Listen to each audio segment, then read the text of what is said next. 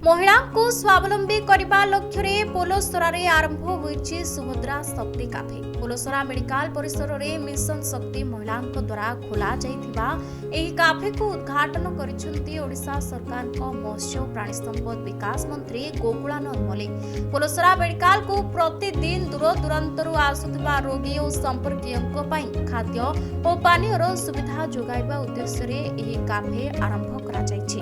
एठारे गरम क्षीर गरम पानी सह पुष्टिकर खाद्य मिल पारिबो। एथिसह मिशन शक्ति महिलांको पई एहा रोजगार रो एक नुआ माध्यम सृष्टि करिछि।